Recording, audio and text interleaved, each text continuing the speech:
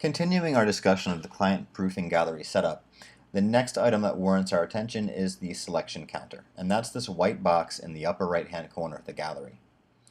What this does is keep a live count of the number of images currently selected in the image gallery, so it makes it very easy for the client to keep track of how many images they're selecting. What's really cool about it also is that as you scroll through the gallery, it maintains its position. See, it's still hanging out there in the upper right hand corner? So it's always there, always in the client's face, and they don't need to go hunting for it.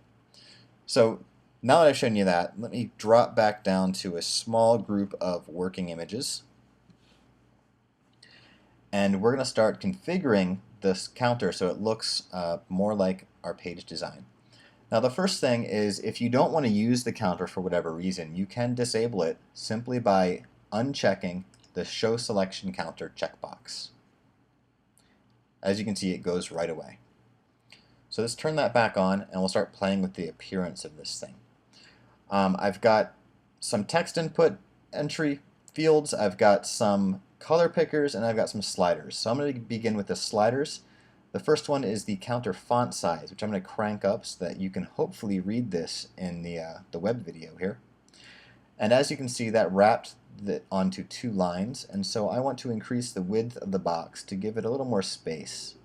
I'll take that all the way up to the maximum of 250 pixels.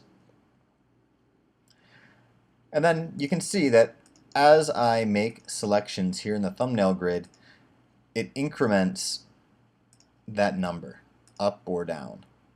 The other thing you might notice is that the word images will shift between being plural and singular depending on the number. So when it's 1, it says 1 image, but when it's 0 or when it's 2, the word image displays as images.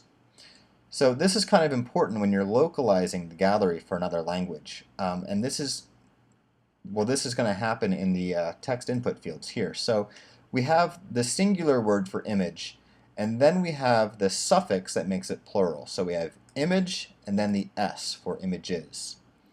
And you need to translate those separately. And then there's another box for the word selected. So that's how that works. We'll go ahead and tackle the rest of these sliders. We've got one to round the corners. You saw the width slider. I also have these top and right offset sliders, which allow you to adjust the vertical and horizontal position of the counter relative to the right hand corner.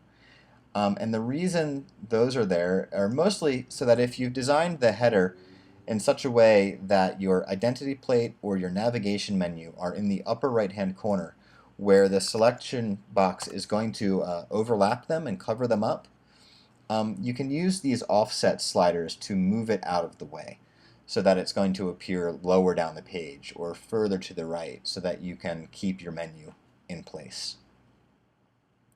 The last thing is the color pickers, and of course I want this to match the look of my page. So I'm going to make the background green, I'm going to make the border black, and the text white. And that's all there is to the selection counter.